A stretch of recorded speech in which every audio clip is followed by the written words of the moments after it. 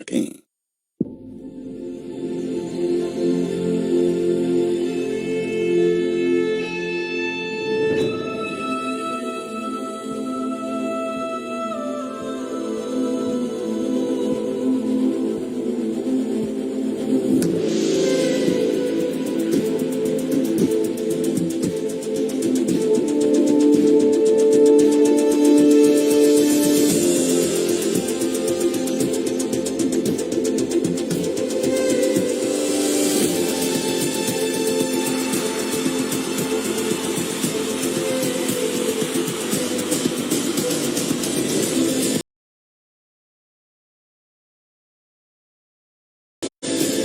Good morning, America.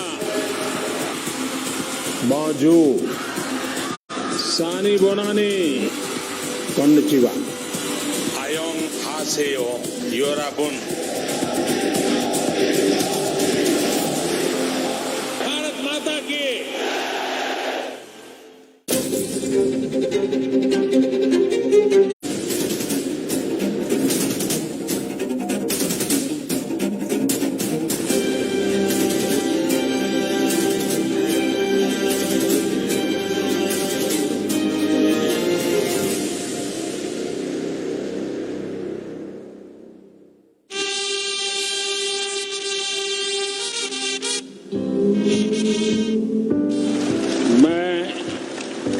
Narendra Damodar Das Modi 26 मई 2014 पड़ोसी देशों के शासनाध्यक्षों की मौजूदगी में प्रधानमंत्री के तौर पर शपथ लेकर नरेंद्र मोदी ने अपनी विदेश नीति का पहला संकेत दिया था। जल्द ही जब उनके पहले विदेश दौरे की घोषणा हुई तो संकेत 15 जून 2014 नरेंद्र मोदी भूटान के पारो एयरपोर्ट पहुंचे। पारो से राजधानी थिम्पू की यात्रा सड़क मार्ग से तय की। गाड़ी रोककर सब लोगों से मिल रहे हैं, ये हमारे लिए एक नया एक्सपीरियंस था।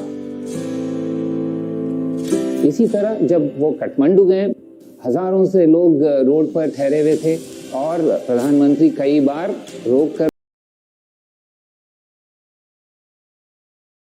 बाहर निकले और उनकी सिक्योरिटी के लोग तो बहुत ही परेशान थे।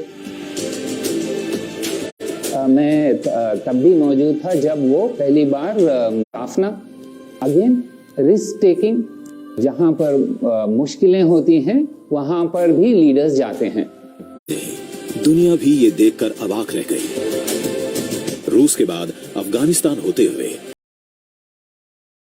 सीधे भारत लौटने की जगह मोदी लाहौर के हवाई अड्डे पर जाकर घर पहुंचे। पाकिस्तान के प्रधानमंत्री को जन्मदिन की बधाई दी।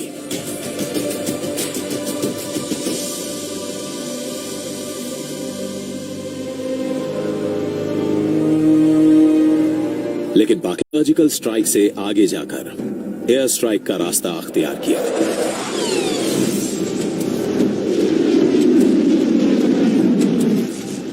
परिणाम गंभीर हो सकते थे, सामरिक तौर पर भी, कूटनीतिक तौर पर भी।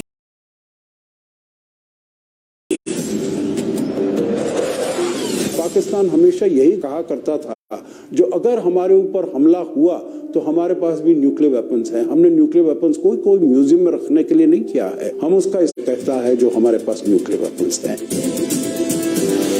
मोदी ने सोच समझकर यह फैसला लिया था।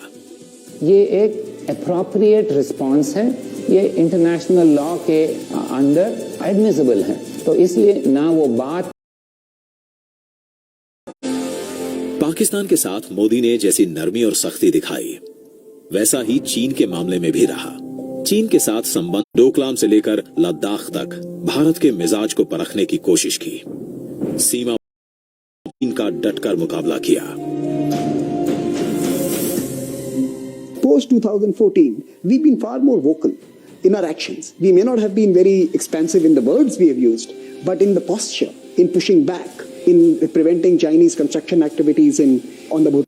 हमारे नेशनल इंटरेस्ट के हिसाब से चलते हैं और वो दूसरे लोग समझते हैं कि आप कहीं ज्ञान देने नहीं आ रहे, आप माने जो भी आप बात कर रहे हैं सीधी सीधी बात कर रहे हैं। तो मैं कहूँगा एक बार वो अप्रोच हो जाए तो कॉन्ट्रडिक्शन में कभी प्रॉब्लम नहीं होती। पश्चिम एशिया के मामले में भी मोदी भारत के हितों की रक्षा करने में कामयाब रहे। एक तरफ इजराइल के साथ दोस्ती प्रगाढ़ करने की सफल कोशिश, तो दूसरी तरफ मुस्लिम बहुल अरब देशों के साथ संबंधों को नई ऊंचाई पर ले जाना। मोदी के आलोचक अवाक रह गए जब एक के बाद एक अरब के तमाम बड़े मुस्लिम देशों के सर्वोच्च नागरिक सम्मान मोदी को दिए गए। सामरिक व्यापारिक रिश्ते लगातार मजबूत हुए। जिस देश से कोई भारत का प्राइम मिनिस्टर 30, 35, 40 साल से गया नहीं हो, उसमें अगर आप तुरंत 2 साल के अंदर वहाँ स्ट्रेटेजिक पार्टनरशिप बना लेते हैं, सिक्योरिटी की बात करते हैं, एनर्जी की बात करते हैं, इन्वेस्टमेंट की बात करते हैं, बात नहीं करते उसमें ग्राउंड में इसकी रिजल्ट भी दिखाई देती है। तो एक किस्म से जो अवार्ड जो हैं, मुझे तो उन पे जो इम्प्रेशन आपने क्रिएट किया उसकी एक एक्सप्रेशन।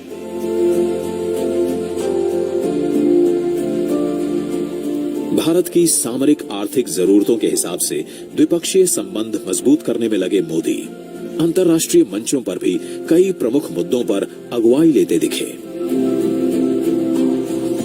मामला चाहे जलवायु परिवर्तन का हो, अंतर्राष्ट्रीय सोलर अलायंस का हो या फिर कार्बन फुटप्रिंट कम करने का, मोदी ने बहुराष्ट्रीय मंचों पर अगुवाई ली।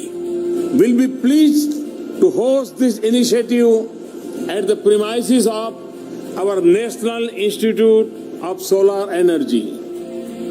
ये नया भारत था जो अंतर्राष्ट्रीय मंचों पर नई पहल का विरोध करने वाला नहीं, उसको आगे बढ़कर ले जाने वाला था। 2014 में ब्रिस्बेन गए थे हम। श्री नरेंद्र मोदी ने खुद एक प्रस्ताव दिया था करप्शन पर, जो फिर G20 का प्रस्ताव बन गया। तो करप्शन एक इशू था, दूसरा इशू था आतंकवाद। अमेरिका के जो हैं क्लाइमेट जार कहा जाते हैं जॉन केरी, जो पहले सेनेटर रह चुके हैं और वो पहले उनके विदेश मंत्री भी रह चुके हैं, उन्होंने भारत को बहुत ही प्रशंसा किया। उन्होंने कहा कि क्लाइमेट चेंज को टैकल करने के लिए भारत ने अभी ग्लोबल लीडरशिप ले रहा है और डेमोन्स्ट्रेट कर रहा है कि हम अर्थनैतिक व्यवस्था भी आगे बढ़ सकते हैं और कार्बन फुटप्रिंट भी कमा सकते हैं। तो ऐसे बहुत सारे उदाहरण हैं, इसके वजह से मोदी जी के नेतृत्व में भारत का जो चित्र है इंटरनेशनली, इसमें टोटल परिवर्तन हो चुका है। मोदी विदेश नीति के मामले में नए प्रयोग करने से हिचके नहीं। राष्ट्राध्यक्षों, शासनाध्यक्षों के साथ ही उद्योग जगत, खेल खिलाड़ी, युवा सभी को अपने साथ जोड़ने की कोशिश की। जनता को एक दूसरे के करीब लाने की कोशिश थी ये। तो वो जब ऑस्ट्रेलिया जाने के बारे में बातचीत हुई उनके साथ, तो कोई और लोग भी थे, तो उन्होंने कहा मुझे कि ये बताओ कि ठीक है ये बातचीत तो हो गई डिप्लोमेसी के बारे में, लेकिन ऑस्ट्रेलियन आवाम क्या पसंद करते हैं। तो हमने कहा कि साहब वो हमारे जैसे क्रिकेट के नशे में है। तो उन्होंने कहा क्या कि एक मेलबर्न, जहाँ दुनिया में सबसे बड़ा क्रिकेट ग्राउंड है, कि वहाँ एक फंक्शन रखें जहाँ वो भारत की टीम के गावस्कर, कपिल देव जैसे लोग यहाँ से ले जाएं और वहाँ उस तरह की मिलाप हो पब्लिक के सामने।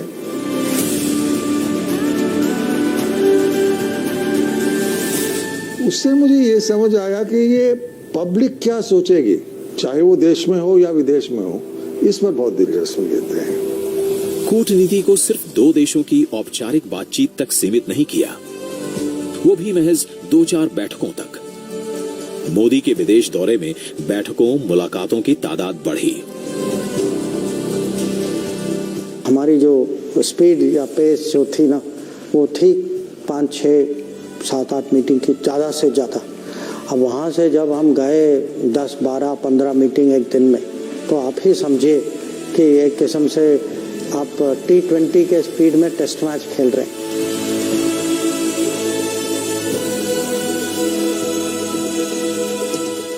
क्योंकि ये एक टाइम नहीं है, ये लगातार चलता रहता है।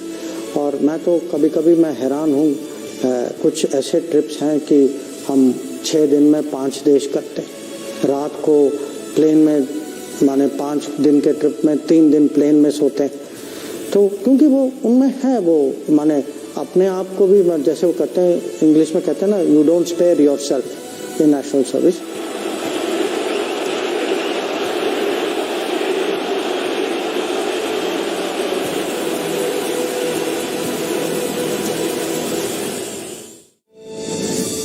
मोदी अंतर्राष्ट्रीय मंच पर तेजी से अपनी जगह मजबूत कर रहे थे, वैश्विक लोकप्रियता बटोर रहे थे। लेकिन सबके मन में सवाल ये कि आखिर जो व्यक्ति पीएम बनने से पहले कभी केंद्र में मंत्री तक ना रहा हो, अंतर्राष्ट्रीय मामलों की इतनी गहरी समझ कैसे रखता है, इतना सफल कैसे है? उन्होंने एक बार मुझे कहा, मैं अमेरिका घूम चुका हूं पर मैंने ग्रेहाउंड बस में किया, हम लोग प्लेन या रेलगाड़ी में करते थे। तो बहुत उनकी ट्रैवल्स आप देखिए, और जगह जगह गए। कहीं वो कभी अब साउथ अमेरिका की बात करते हैं तो उसकी वो कहते हैं हाँ जब मैं उस साल जब मैं गया था। तो एक तो उनको बहुत जीवन का एक्सपीरियंस, और दूसरा जो आप कह रहे हैं क्योंकि वो पहले सरकार में नहीं थे तो एक किस्म से फ्रेश थिंकिंग है। तो वो एक्सपीरियंस और ये फ्रेश थिंकिंग को अगर आप साथ जोड़ें तो मुझे लगता है कि आज की जो विदेश नीति जो है आप समझ पाएंगे। मोदी के विदेश दौरे सिर्फ भारत को अंतर्राष्ट्रीय कूटनीति के मंच पर ऊंचा उठाने के लिए नहीं थे। मोदी ने विदेश प्रवास के दौरान अप्रवासी भारतीयों के आत्मविश्वास को बढ़ाया। मैंने कहा जिसको हिंदुस्तान वापस आना है जल्दी आइए, देर मत कीजिए। तब मुझे पता नहीं था कि ये दायित्व तो मेरे जिम्मे आने वाला है, लेकिन अब यहां रहने वाला हर व्यक्ति कितने ही सालों से अमेरिका में बसा हो, अब उसको भी लगने लगा है एक पैर तो हिंदुस्तान में रखना ही चाहिए। में एक साधारणतः वर्कर क्लास है, कंस्ट्रक्शन में है और कई जगह काम करने वाले लोग हैं। अमेरिका में या कई सारे वेस्टर्न कंट्रीज में आईटी में जाने वाले लोग हैं। उसके पहले कई सारे डॉक्टर्स भी है, कई सारे देशों में अपने नर्सेज भी जाती है। तो ये सब लोग जो है वो आज मोदी जी के वजह से उनको उस देश में रिकॉग्निशन मिला है। वहां के देश के लोगों को भी ऐसा लग रहा है कि ये एक ऐसा फोर्स है कि जिनका ऐसी एक ताकत है कि जिनकी हमने पहचान करनी चाहिए। कौन भारतीय होगा जिसको इस बात का गर्व न हो कि आज ब्रिटिश पार्लियामेंट के सामने महात्मा गांधी खड़े हो?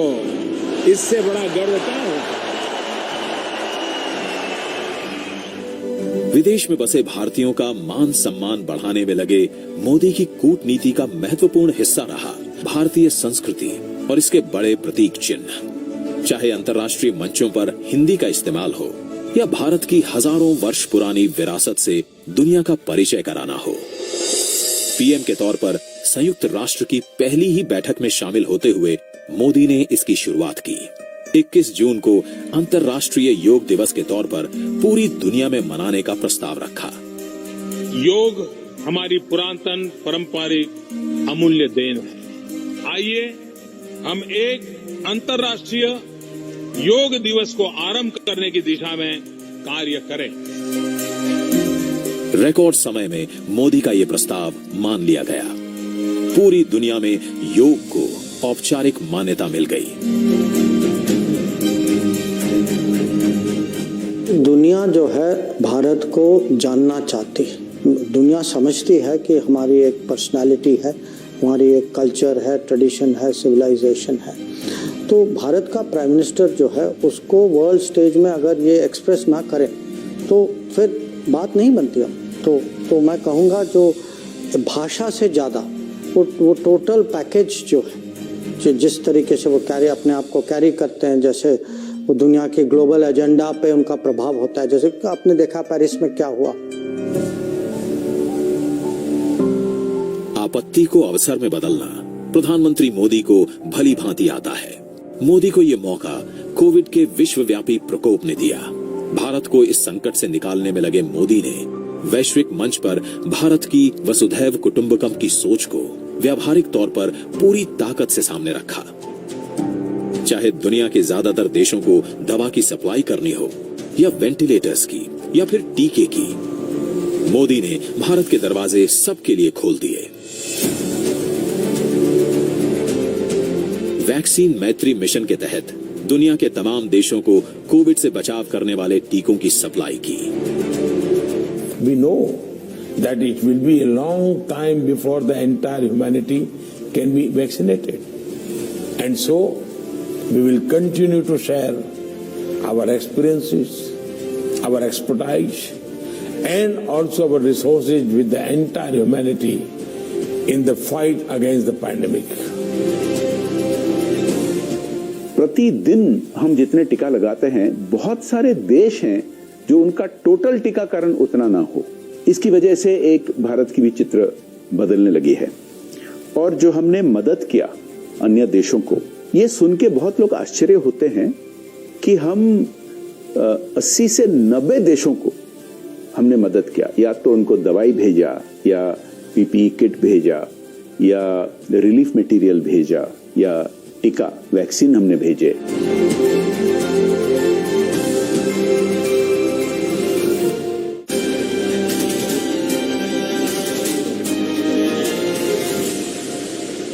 गोली चलाई थी। मरने वाले 3 लोगों में ये आरोपी कर्मचारी भी शामिल है।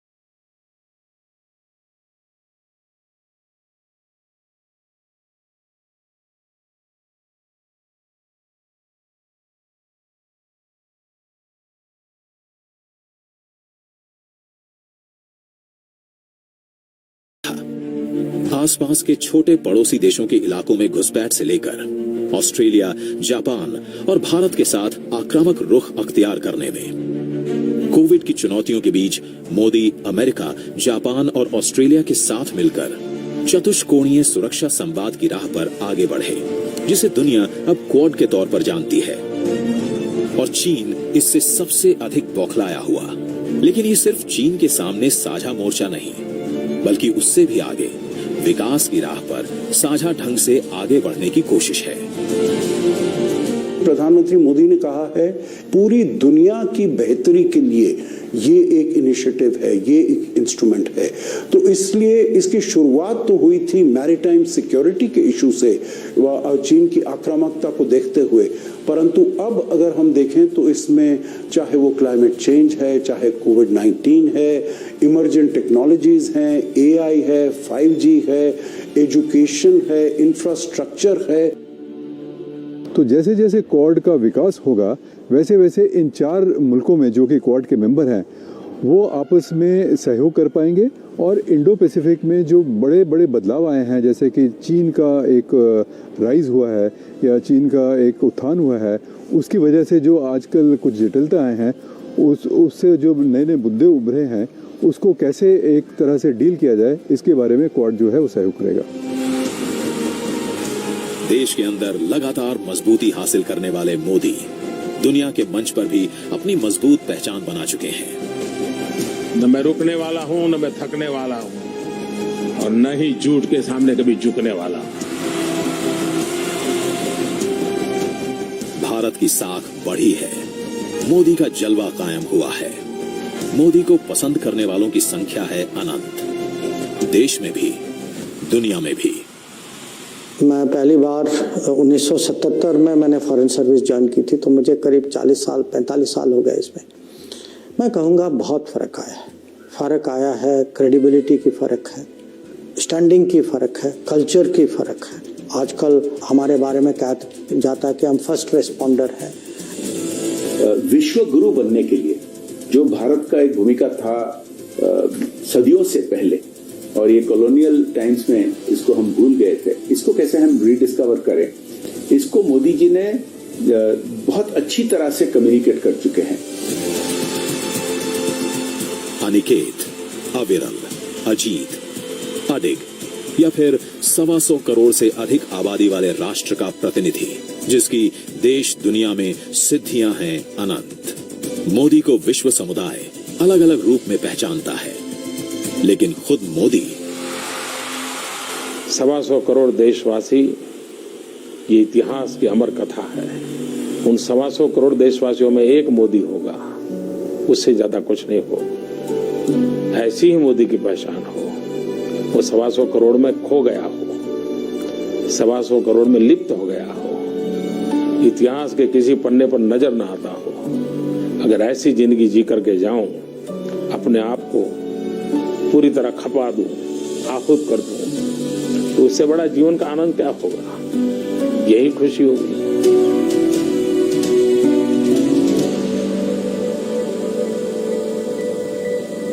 क्या